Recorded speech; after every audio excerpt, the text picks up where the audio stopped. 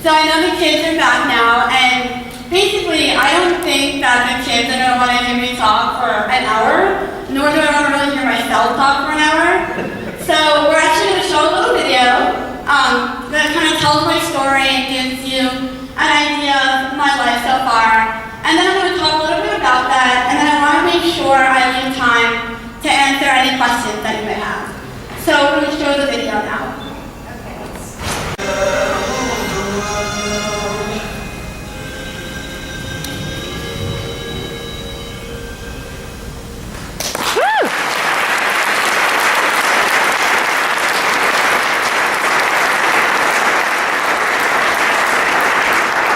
Thank you.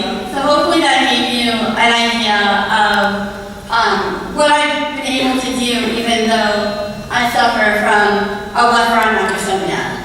So I don't know if the video really captured it all, but I suffer from a left arm microsomia, which left me legally blind, and I've had over 63 reconstructive surgeries on my face and hands starting when I was 4 years old. So since I've been born with it my whole life, this is me, this is my normal everyday life. So to me, it wasn't anything different. It's kind of how I grew up. And I really attribute that to my parents. And I think it really starts with the support that you have at home. Like I said, I'm the oldest of 5. So even if you're one of 5 children, whether you're disabled or not, you're not going to get any special treatment. There's too many people, too many things going on. And I think that's especially true for me. My parents never treated me any differently because I had this syndrome or because I was visually impaired.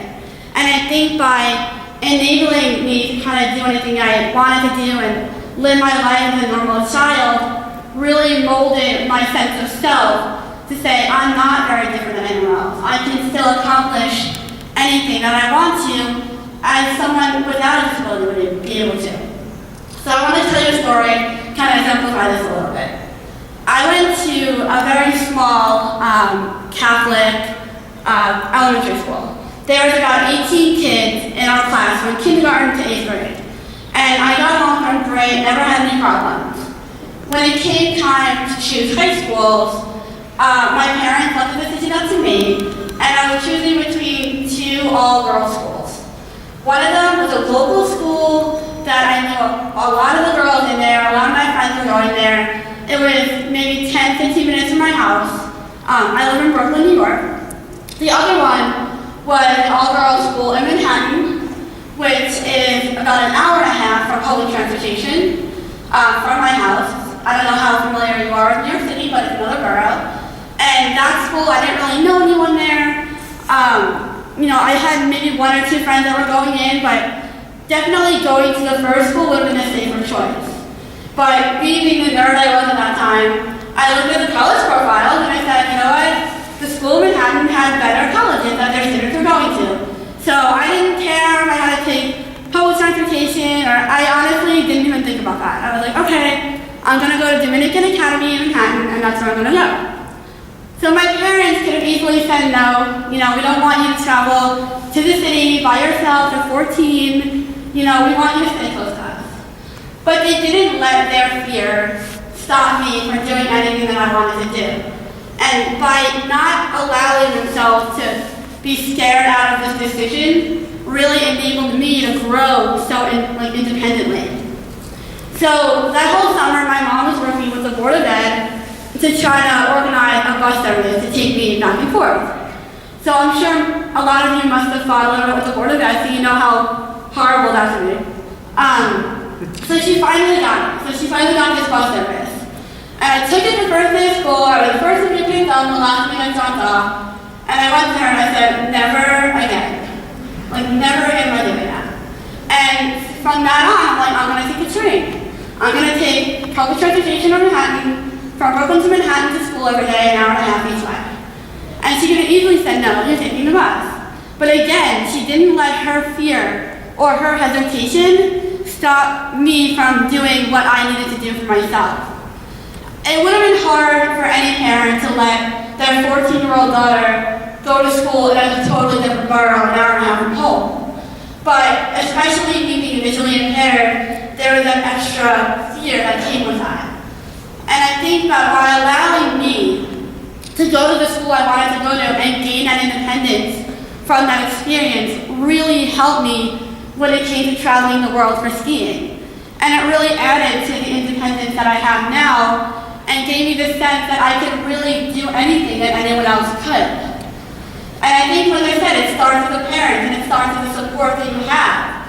And if you're able to have that attitude towards your child or your niece or nephew, then they kind of take that in and then they feel about themselves the same way you do. With people with any form of ED, in my case of left front macrostomia, you have to know that you're different, but everyone's different, and that's what makes everyone unique. And I think that if you're able to approach a situation with confidence in who you are and believe in who you are, nothing can stand in your way. And I think that's really the attitude that you have to have. To use your platform to educate people. Like the panel was talking about with kids especially, they're not malicious by any means, they just want to know. So if you go into a situation and you're comfortable with who you are, it makes them comfortable with who you are. And I think the biggest thing is to not let any syndrome or any disorder or any obstacle stand in your way of accomplishing anything you set your mind to. And believe me, I'm a true testament. I wasn't supposed to live the night, and I was able to accomplish everything I set my mind to. I'm a little type-A too, so but it really comes from the parents, and really that feeling of independence and not letting anything stop you will take you a long way in life. So I want to thank you so much for having me come speak with you tonight, and I'd be happy to answer any questions that you may have.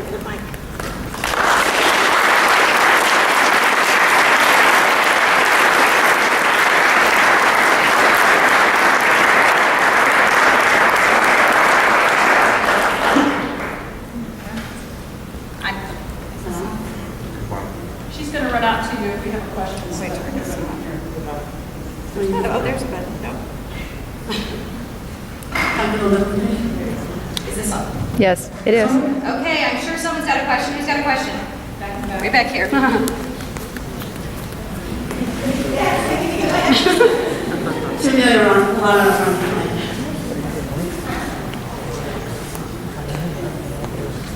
Okay, Zach, please stand up, say your name, and speak into the microphone and state your question. My name is Zach Ham, and I am also a member of Ectodermal Dysplasia, and I'm affected by EEC. And for me, my challenges are handling with the heat. But with you, what is your challenges that face you in your life? Like mine is having the heat coming down on me, but what is that like to you? What is the challenges in your life? Excellent question. I definitely think that heat is one of my challenges, which is why I chose skiing. You stay nice and cold. I don't really work out outside too much. I mostly stay inside. But I think it's a matter of not letting it change what you would do. You know how you react in the heat, and you know what you have to do to kind of stay cool. And like the panel was saying, go into the shade when you need to. I always, I don't sweat either, but I always pour water all over my body so it looks like I'm sweating. But I just try to stay cool. So I think that the heat is definitely a big issue. But I think it's knowing what the issues and the challenges are, and then changing and adapting what you do to not let those challenges stop you from doing anything. So for me, the heat is one, and also obviously my vision. The only thing really so far that I couldn't do is drive a car, which I was not about when I was like 16, but now I'm probably like, oh, it's probably safer that I don't drive a car. For me, I run off the road too. So, you hire a chauffeur, or take a cab, or public transportation. So there's always ways of working around obstacles. And that's very independent to everyone. Everyone has different challenges. So it's a matter of figuring out what your challenge is and then what you can do to overcome that challenge. Great question. Who else has a question? I know we got lots of questions out here. Thank you. So my question is, my name is Kristen, and I have a daughter who is 7. She has EDC syndrome, and she's also blind. And we are moving to a new area, new schools, and everything like that. You talked about going to junior high school when you were 14, and the transportation issue and how you wanted to do public transportation. But can you talk a little bit about how you made new friends at that school, and what would your advice be for my daughter who's younger, who's 7? Letting her speak for herself with her new friends at her new school, or come in as the mom and say, explain everything and that type of thing. Can you talk about that? Yeah, I think that's a huge point. I know a lot of you must have younger children. And like I said, I was lucky where I kind of went to a smaller elementary school where everyone really knew me with the same group of people and kids from a really young age. And I think as a parent, it's kind of hard because you want to advocate for your child, but at the same time, you want them to become independent and be advocates for themselves. And I think that, you said she's 7, that's still a young age. Well, I would say I would go to the principal or the teacher and kind of approach them about it. But I would say let her kind of approach the kids. And like I said, if you're comfortable with yourself, then you kind of put that vibe out there to the other people to be comfortable. And I think what's important is that they're comfortable with you and they're able to ask you questions if they have them. And then if they don't, you're just like everyone else. So I think if you tell her, to be open to questions and to kind of approach them like nothing's wrong, and she's like everyone else. And then if you on the side, like tell the teacher maybe what's going on and get her, opinion and make her aware of the situation, I think that'd be a good remedy for that. Who else had a question?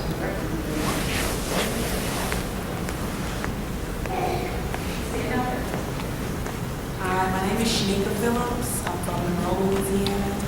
My question is, at what age did you actually notice yourself that you were different? I have 2 children that are affected, and I didn't know I was affected until I had my children. So I don't know. I think my children now are starting to notice that they're a little different. But at what age did you notice? Or is it just me, Mom, I noticed? Right, so your question was what age did I notice that I was different? Is that your question? That you could see it. Right, okay. It's funny you mentioned that because I was born with my vision like this, so I didn't lose it over time. So to me, I needed glasses, but to them, I not to correct. So I thought I was just like other kids who needed glasses. And it really wasn't until like 15 or 14 that I realized that I'm actually legally blind and not just like have low vision. But I think that also stems from the parents. Like my parents are never like, oh, you're visually impaired, so you can't do anything. It was more just like going through everyday motions and things. And there were things that were harder, but I think that if you kind of embed in yourself that, okay, like this is a challenge, what can I do to get over it, then I think that it would be great. But like I said, I was older before I realized. By that time, I already had a good sense of who I was, and I knew I was different from when I was younger. But I think that I'm a pretty outspoken, personable person where I didn't let it affect me. Sometimes I'll have times where it's like, yeah, this isn't the greatest thing in the world, but you have to think about the opportunities that you have from it. And I'm able to come and speak to you all, and I'm able to show other people that people are different, but that's what makes the world go round. So I think it's just using these experiences to educate others is really helpful. Next question. Gina Hedlund. I like you people up in the front row Yeah. asking the questions. It was maybe on the thing and I didn't see it. Can I ask how old you are? I'm 22. 22. And did you ever come to a place in your life that you just kind of felt like this is too hard, I can't do this anymore? I think that life for anyone is hard, and I think that what I set out to do is hard. But I don't think that my hardships would be any different than hardships that other people experience. So we all have our own hardships, and I'm not saying that everyone else is visually impaired has those hardships, but my hardships are as hard for me as theirs are to them.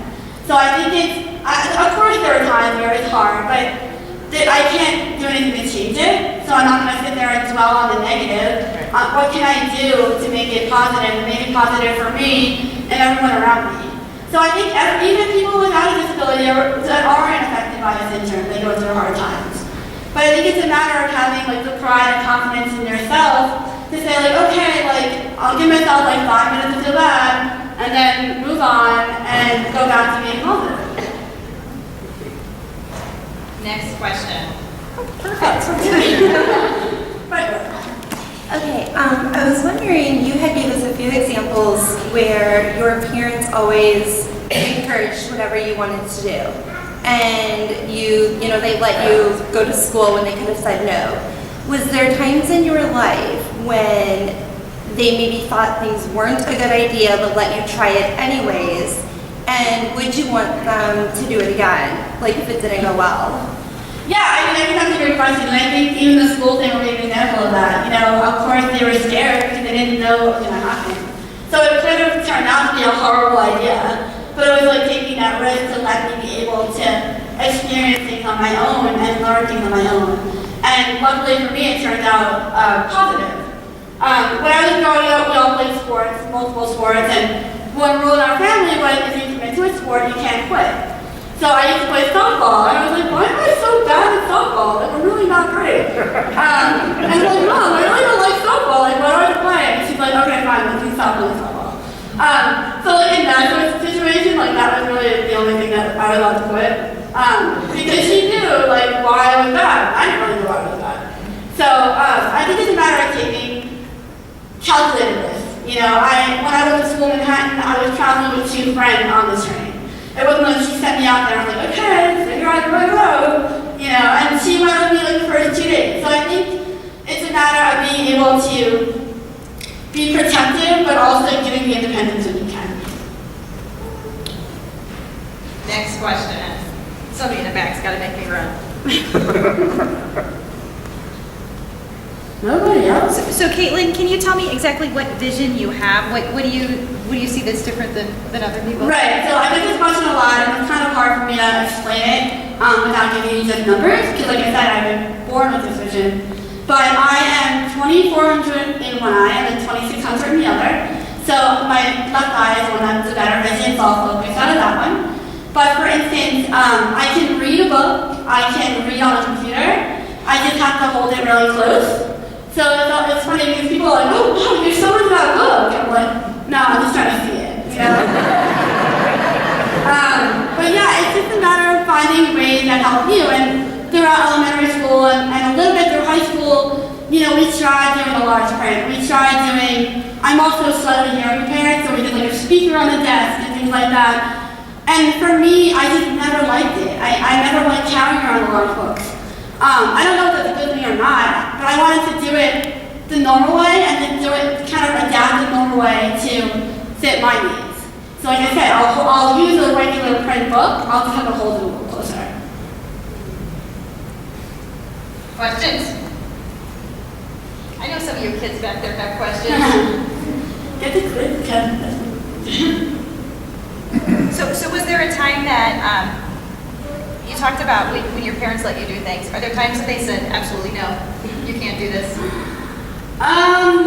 So I guess like normal kid stuff, you know, like when I wanted to go out when I didn't want to go out. I guess the one thing that I wasn't allowed to do, and I think it was more for the situation, I was in New Zealand, like it was on the video, and I was doing some training in New Zealand, and this was 4 months before the games. So I'm like, Mom, I'm going bungee jumping. And she's like, absolutely not. And her reasoning was because she didn't want me to get hurt before the games. But yeah, I mean, it really let me, you know, try out and do everything that I really wanted to do. I guess it's good that I really didn't have any crazy ideas. I mean, besides my ideas. But yeah, I mean, I was really lucky. You know, they really didn't hold me back at all. They let me kind of do whatever I wanted to in a sense of whatever goals I set for myself. And yeah, there was really nothing that they said no because of your vision or anything like that. So what about your siblings? What about my siblings? I have 1 brother and 3 sisters. They all play sports, and it's funny actually, my sister Jamie, who is 19 now, and she goes to Notre Dame, she is training to be my guide for the next Paralympics in Sochi, and she actually wrote a book entitled Through My Sister's Eyes about our childhood growing up with me as a sister and like that. Because, you know, I only see it from my perspective, obviously, because I'm me, but it was also hard on the siblings too, especially when we were younger. So I had most of my surgeries when I was a lot younger, you know, so wouldn't interfere with school and other issues like that. And Jamie was the second one, so it was myself and then Jamie. And there were a lot of times when my parents were with me in the hospital and she'd be home with our grandparents. So it's a good book that gets kind of perspective from that side of things, which isn't really something that's very heard very often. So we're actually in the process of getting that published now. Oh, we got another one right up here. Right. Did your siblings ever treat you any different? Did they, oh, my sister's blind, and it's my poor sister, and things like that? No, actually. And it's funny, they're really great. They don't treat me any differently. I get picked on, much of picked on everyone else. One of the funny jokes that my brother said is I have pirate fingers. So yeah, but they definitely love it because I don't sweat, and most of you probably have this as well. We get to skip lines in Disney World and things like that. So every time we go to an amusement park, they're like, oh, thank you, Jeannie. I'm like, yeah, it's perfect. But no, I mean, they're all really great. And you know, to me, I'm their sister, I'm Katie. I'm not someone who's disabled. And, you know, like I said, it's kind of a push and pull situation because, you know, they did lose some time with my parents, but they were in the hospital with me. But being able to skip lines at Disney World and do Universal Studios in 3 hours is a little bit of a payback. So. Other questions? Oh, run again. Running.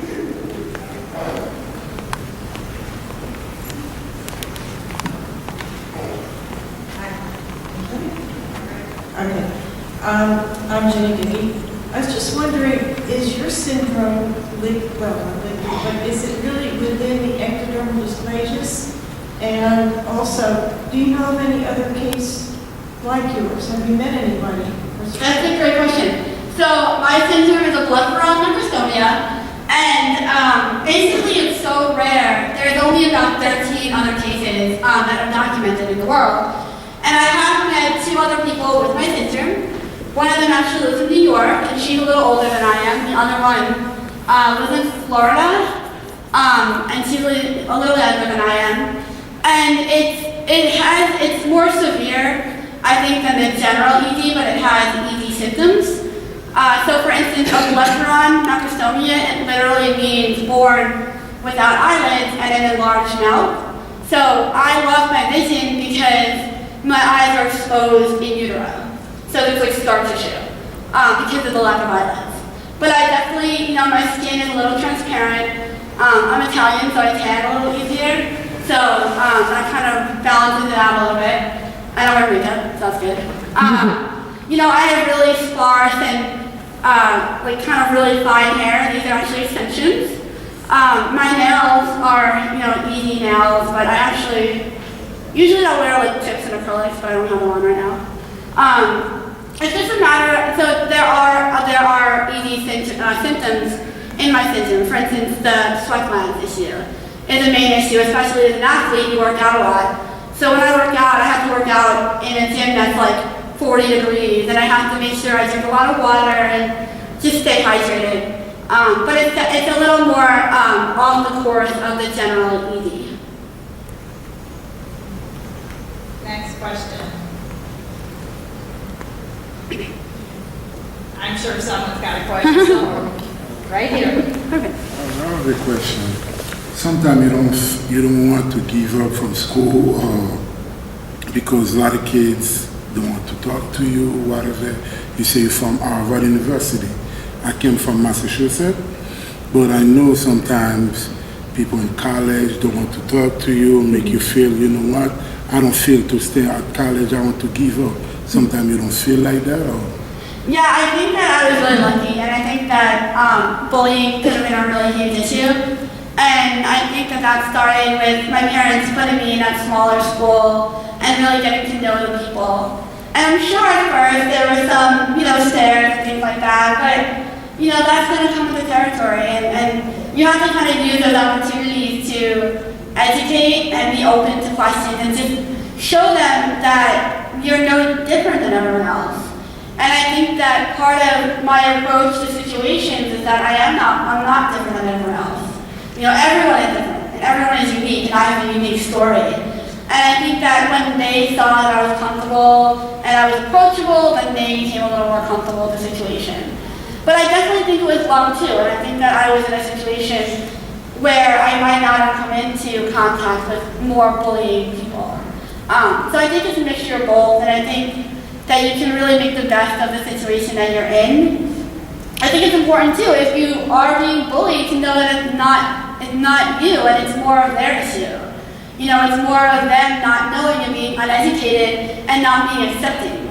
And you have to just be confident in who you are and know that it's their issue that they're going to have to deal with later on, and you are you, and people love you for you, and that's all you can do. Awesome. Oh, there's another. Exactly.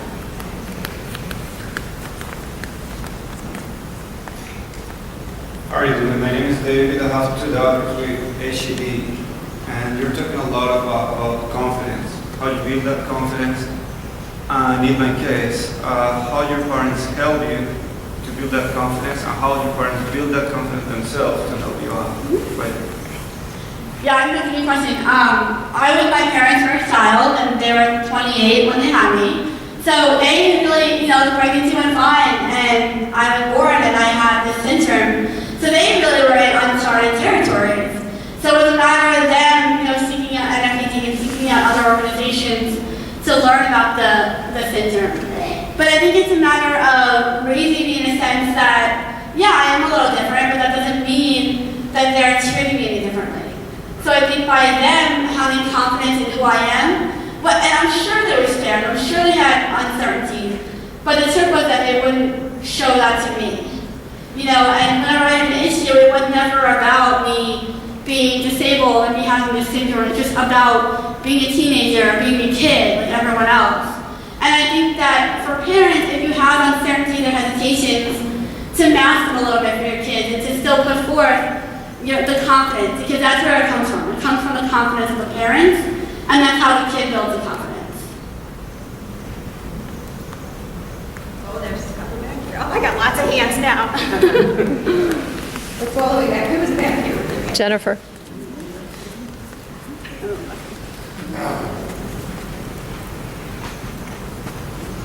My question is a little awkward for me to ask, but I'll go ahead and ask anyways. When you're older, you're done with college, have you thought about having children? And if so, are you concerned that they might be born with the same diagnosis as you? Yeah, it's funny you actually mentioned that because I did a little research on that, you know, this actual past semester. So when you become older, like, you know, 22, you start thinking about boyfriends and marriage and kids and everything. And since my syndrome is so rare, it's a recessive autosomal gene that they think it is, but since it's so rare, there's not a lot of research done on it. So if that's the case, then I'm definitely a carrier.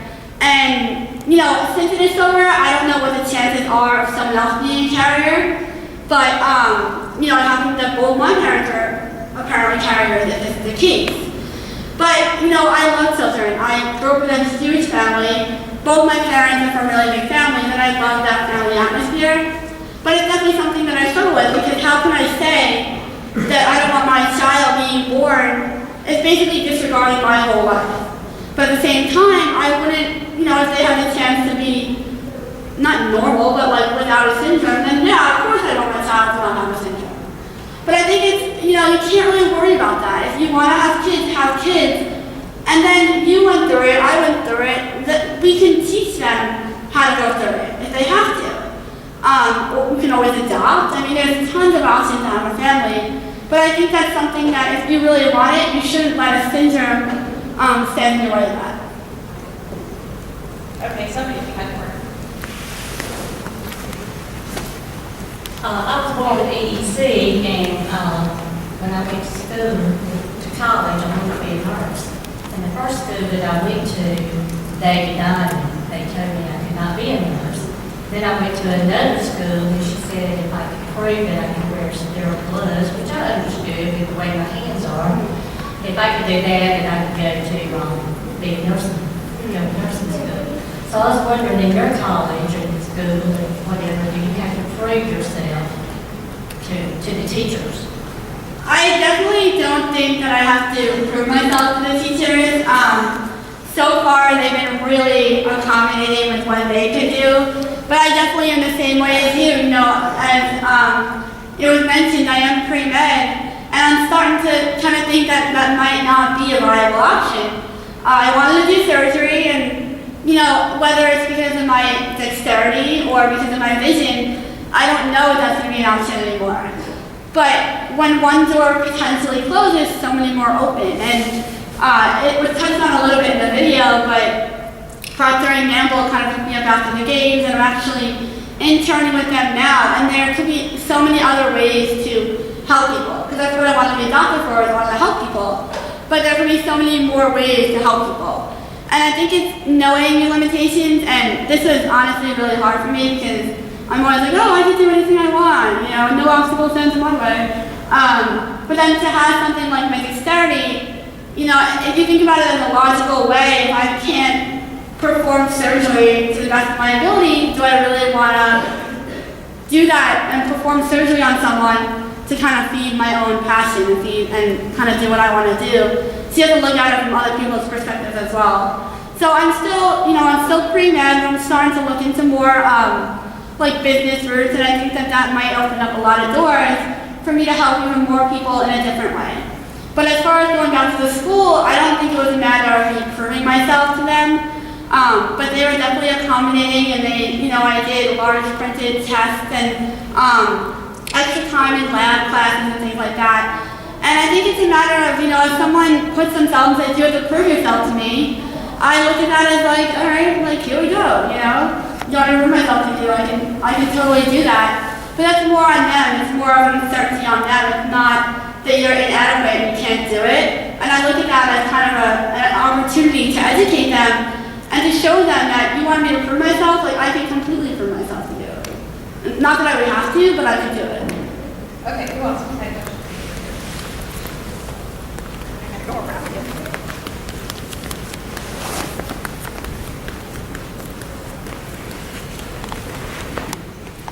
Related to that question, have you ever had teachers or professors or anybody have lower expectations or count you out because of your disabilities?